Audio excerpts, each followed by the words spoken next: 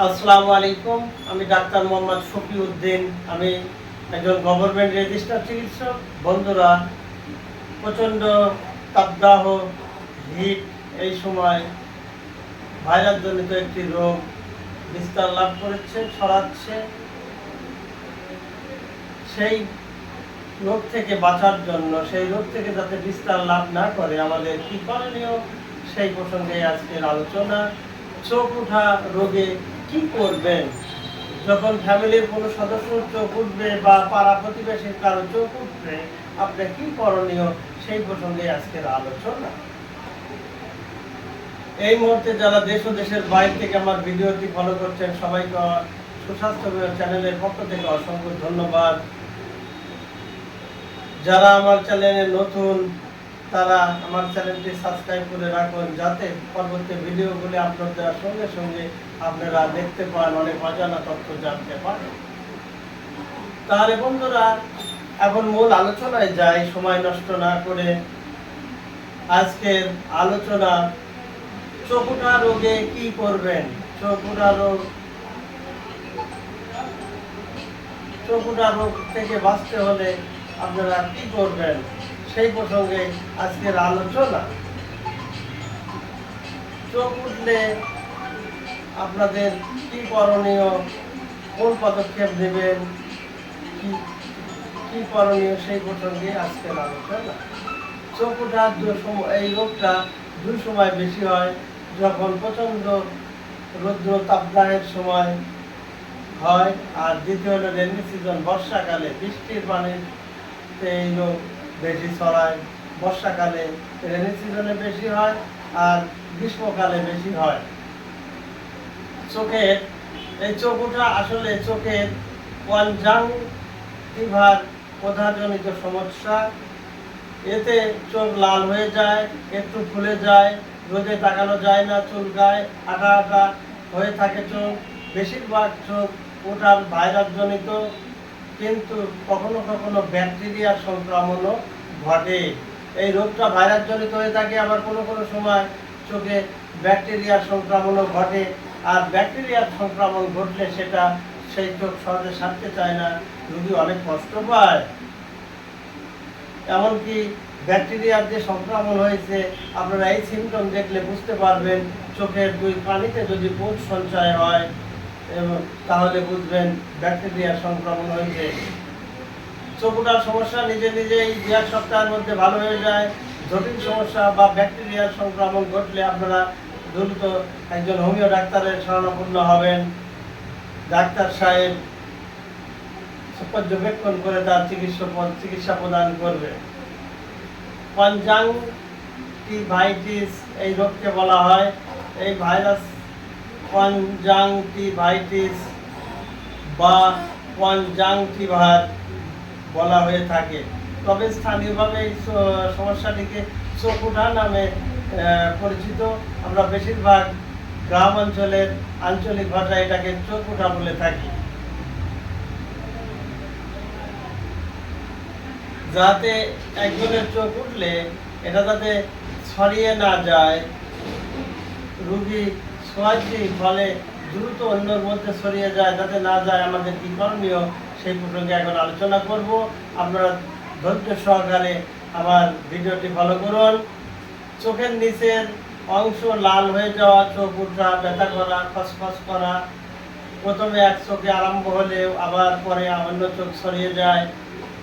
এই রোগে চোখ থেকে পানি পড়তে থাকে, চোখ প্রচণ্ড লাল হয়, চুলকাতে থাকে, ফুলে যায়, চোখ আলো সহ্য হয় না। এই রকম চোখ ওঠা রোগে যারা আক্রান্ত, তাদের কি করণীয়, কি করবেন, সেই প্রসঙ্গে এখন আলোচনা। চোখ চুলকানো থেকে বিরত থাকুন।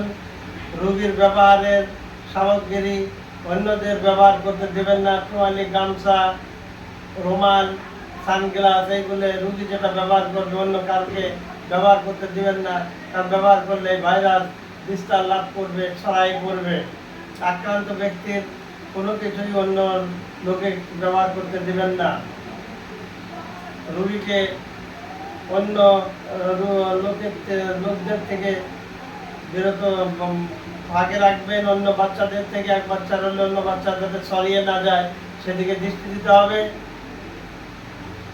আর রুগী রুমাল অথবা নরম কাপড় টিস্যু দিয়ে চোখ পরিষ্কার করবে।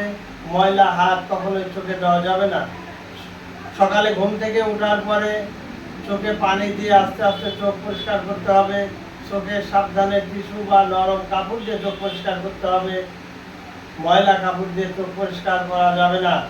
ফলে ময়লা কাপড় দিয়ে, নোংরা কাপড় দিয়ে চোখ পরিষ্কার করলে ব্যাকটেরিয়া জনিত কারণে চোখ ক্ষতিগ্রস্ত হবে। আক্রান্ত ব্যক্তি বাইরে গেলে সানগ্লাস ব্যবহার করতে হবে।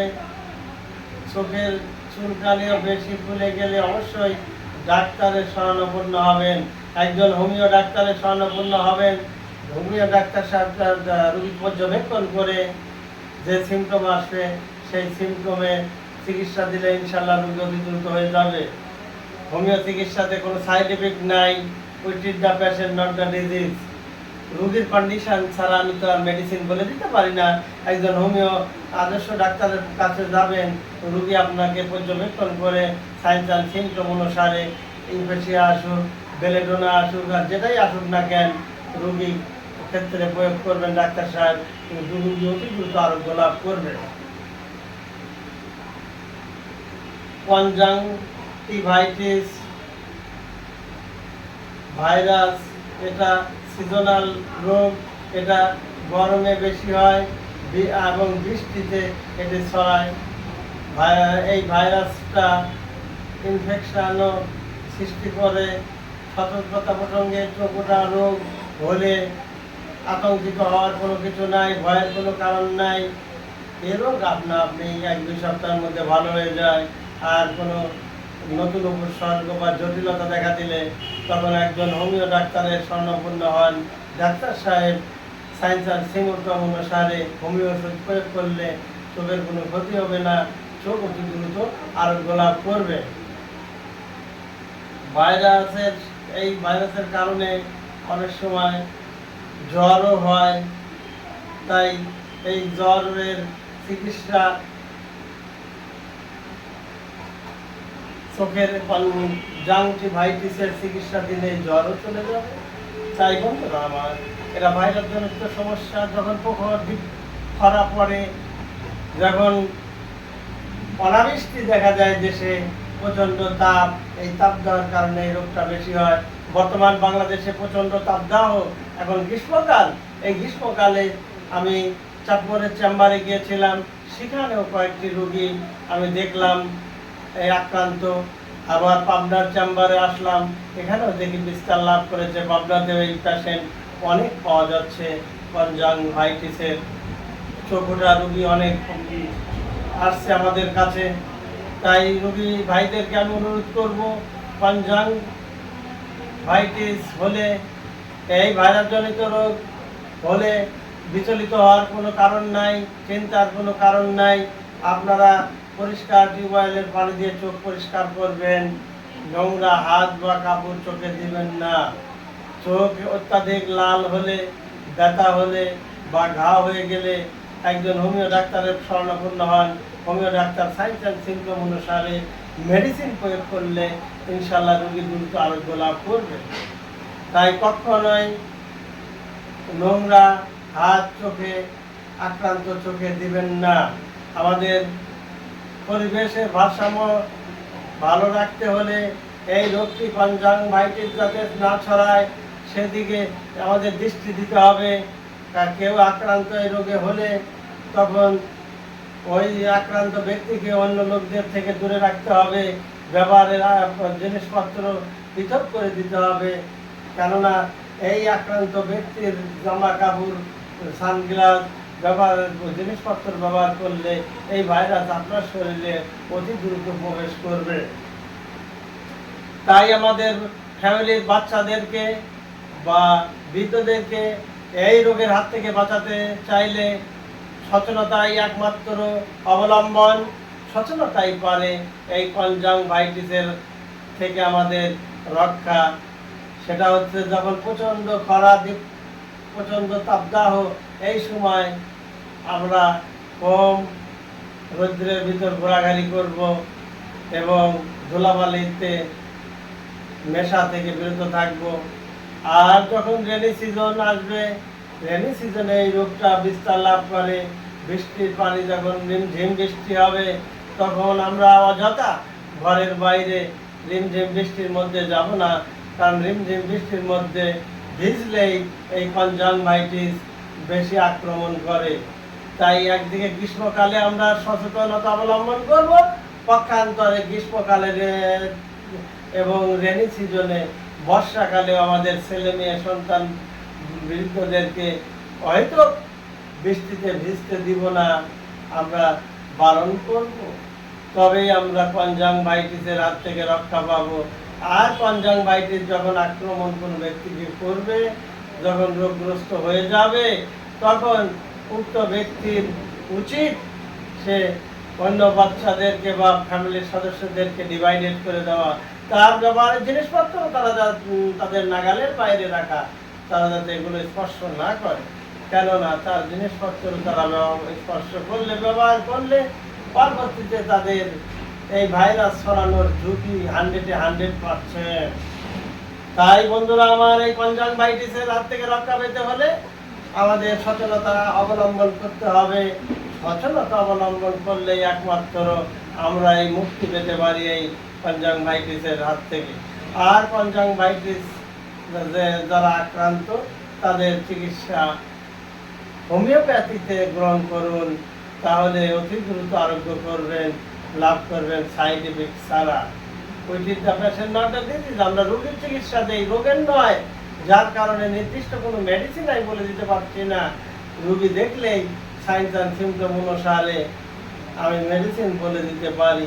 তা আমার 30 বছরের ডাক্তারি অভিজ্ঞতার আলোকে যে মেডিসিন বেশি ব্যবহার হয় এই কনজাংভাইটিসে, চোখুটা রোগে, সেই মেডিসিন যদি আমি বলে দিচ্ছি, আপনারা উক্ত পেশেন্টকে এই মেডিসিন প্রয়োগ করবেন, ইনশাল্লাহ অতি দ্রুত রোগী স্বস্তি বোধ করবে, আরোগ্য হয়ে যাবে। এক হচ্ছে চোখ যদি প্রচণ্ড লাল হয়, দপদপানো ব্যথা থাকে, তাহলে বেলেডোনা খুব ভালো কাজ করে। দ্বিতীয়, রোগী যদি কনজাংভাইটিসে আক্রান্ত হওয়ার পর মরার মতো পড়ে থাকে, চুপ করে পড়ে থাকে এবং শরীরে যদি জ্বর থাকে, তাহলে জেলসেমিয়াম ভালো কাজ করে। আর রোগীর যদি নাক মুখ দিয়ে জল পড়তে থাকে, রোগীর যদি নাক মুখ দিয়ে জল পড়তে থাকে এবং কনজাংভাইটিস আক্রান্ত হয়, তাহলে উক্ত পেশেন্টকে আপনারা ইউফেসিয়া নামক মেডিসিন প্রয়োগ করবেন, ইনশাআল্লাহ রোগী অতি দ্রুত আরোগ্য লাভ করবে। তাই কনজাংভাইটিসের মাদ্দা কথা হলো, সমাপনী বক্তব্য হলো এটাই, কনজাংভাইটিসে কেউ আক্রান্ত হলে হয়তো ঘরের বাইরে লোকালয়ে আনাগোনা করবেন না। কোনো স্টুডেন্ট এই রোগে আক্রান্ত হলে তাকে স্কুলে, শিক্ষা প্রতিষ্ঠানে, মাদ্রাসায় বা উপাসনালয়ে যাওয়া থেকে বিরত রাখুন, কেননা এই ভাইরাসটি একের থেকে অন্য লোকের ছড়ায়, সংক্রামক ব্যাধি। তাই কোনো স্টুডেন্ট এই কনজাংভাইটিসে আক্রান্ত হলে উক্ত স্টুডেন্টকে শিক্ষা প্রতিষ্ঠানে যাওয়া থেকে বিরত রাখুন, উপাসনালয় যাওয়া থেকে বিরত রাখুন, হাট বাজার লোকালয়ে যাওয়া থেকে বিরত রাখুন। কেননা এই সকল স্থানে সে আনাগোনা করলে অন্য লোকের এই ভাইরাস দ্রুত ছড়িয়ে যাবে এবং মহামারীতে পরিণত হবে। তাই আমাদের সুস্থ থাকতে হলে একমাত্র পন্থা, একমাত্র ব্যবস্থাই হলো সচেতনতা। গ্রীষ্মকালে এবং রেনি সিজনে আমরা যদি সচেতনতা অবলম্বন করি, তাহলে এই ভাইরাস আমাদের শরীরে আক্রমণ করতে পারবে না। আর গ্রাম বাংলার মানুষ সুস্থ থাকুক, ভালো থাকুক, সুস্থ অবস্থায় আল্লাহর ইবাদত বন্দেগী করুক। কেননা এই ক্ষণস্থায়ী জীবন আজ আছে, কাল নাই। এই ক্ষণস্থায়ী জীবনে আমরা যে মুখ্য উদ্দেশ্য নিয়ে আসছি, সেটা যদি আমাদের সফল না হয়, তাহলে আমাদের জীবনটা বৃথা। আমরা কি জবাব দেব মহান রব্বুল আলামিনের কাছে? তাই বন্ধুরা আমার, যারা কনজাংভাইটিসে আক্রান্ত, তারা হোমিও চিকিৎসা গ্রহণ করুন, সুস্থ থাকুন, সুস্থ জীবন যাপন করুন। এই কামনা করেই আজকের আলোচনা এখানে ইতি টানছি। আসসালামু আলাইকুম।